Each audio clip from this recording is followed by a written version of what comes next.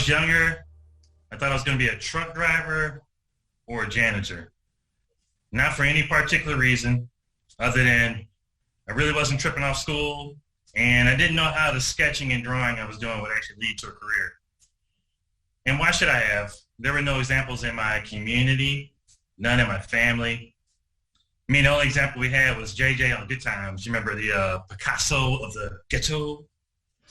Well, Picasso lived at home with his mommy and daddy. And so art had nothing to do with making a living. I mean, I was even cutting my own hair all through high school. And still, nope, not an option for a career. Wasn't until I went to Grambling State University and strolled into the art section of the library that a seed was planted. There I found books on Black artists, in particular the work of John Biggers, his drawings, paintings, his murals. I was not only inspired, but I was also already anxious at the thought of doing something so large. Yet nobody was asking me to. And even though I was inspired, I still had no idea on how to turn this into a career. But yet here I am, 30 years later. I must have figured something out. After being a caricature artist at Six Flags, illustrating children's books and album covers, and doing thousands of portraits and paintings, now I'm creating images of possibility for school children. And I prefer to always do it live so that they can actually see it happening, because representation is everything. And not necessarily so they can dream about becoming an artist, but just dream about becoming anything. And one of my favorite pictures is of the children at Edgar Road Elementary.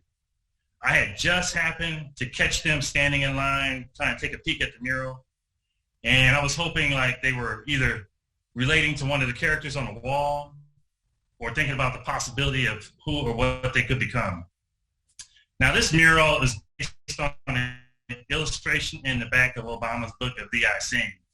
And so as an illustrator, this was easy compared to the murals to come. From there, folks actually wanted to rely on my creativity to bring their visions to life.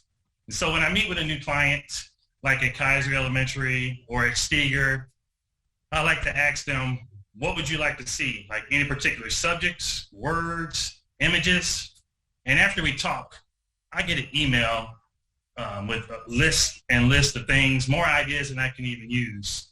And I get things like diverse kids at play, community, love, hope. But occasionally I get we just love your work. Please, just do you. I don't know necessarily where Clark Elementary fell and all that, but I definitely chose the latter. You see, I was all geeked up to do this mural because they had a small wall, and small wall means one character, big and funky, easy, in and out. Well, that ain't exactly what they had in mind. When I got there that morning, gear in tow, ready to go, I was called into the principal's office, y'all. And guess what? I was handed a list. On that list read, we would like to see someone with Afro puffs, a wheelchair, sports, someone in the arts, reading.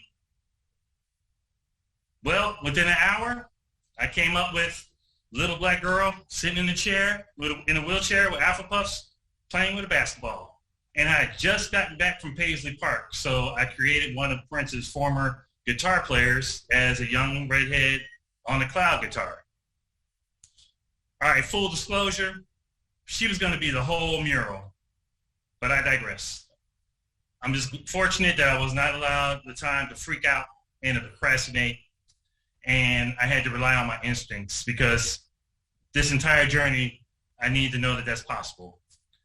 And this also let me know that beauty and spontaneity can share the same space. And that too was something that would carry on through this whole journey that I'm currently on.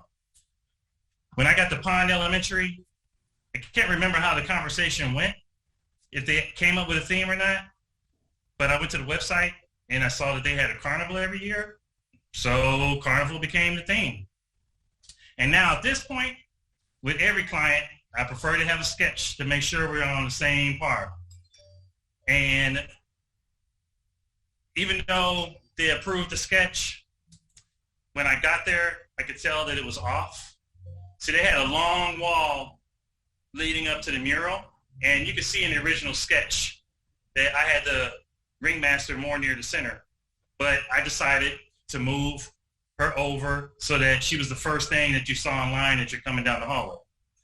And they also had a bathroom on the opposite side of this wall. And so it felt carnival-ish to put the boys and girls sign above the ringmaster's head so that you knew which side of the wall to enter for your bathroom. But they also had a dinosaur-sized dog named Murphy roaming the halls. And guess Murphy didn't like men with hats either. And so my hat had to come off. But the kids really wanted to see Murphy in the wall, so the amazing Murphy on a ball became immortalized in the mural. And so with this experience and all others, I stay open to change, no matter how big or small, as long as it helps the goal of the mural get achieved. See, last year I got invited to Lebanon, Missouri. Miss Barker wanted me to come in town. She's the art teacher there. She wanted me to create a mural that allowed all the students in school to feel seen no matter their walk of life. And there were changes to come here, as everywhere else.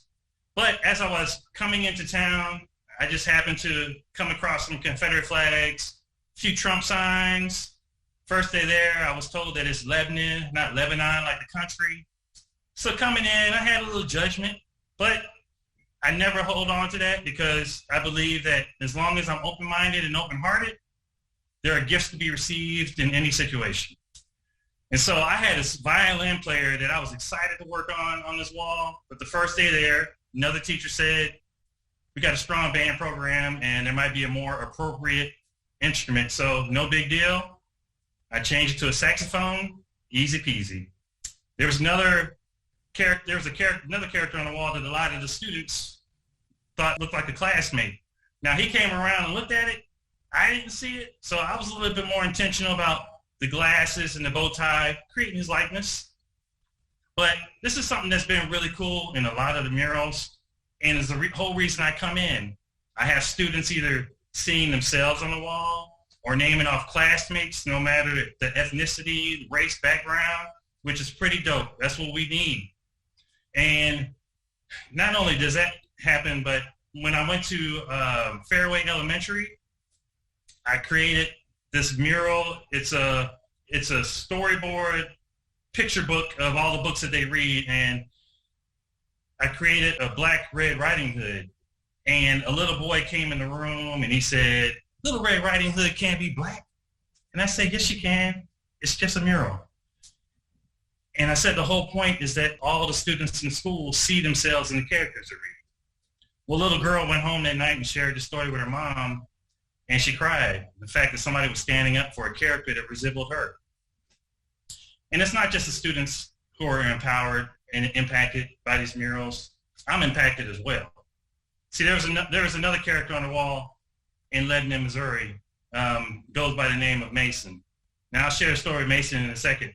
So I had this black boy on the wall in a meditation pose, and I didn't quite know yet what I was going to make his shirt, but I had a student helping me the weekend prior to get ready for students coming in that week. So we prepped the wall, and we decided to make it a camouflage shirt. Well, that inspired Ms. Barker to share a story with me. So she had a video blog program there in Lebanon with her students and some students here in the Ferguson area. And they had lost Mason maybe a year or two prior to a car accident. And he was part of this video program, and he shared that his zenful, peaceful space was out in the woods in the morning early waiting on a deer because he came from a family of hunting. And so I got this black boy on the wall in a meditation pose representing a white kid in the sticks. I mean, these kind of metaphors and experiences, these are things that I can't plan for in sketches, that only come when I stay open.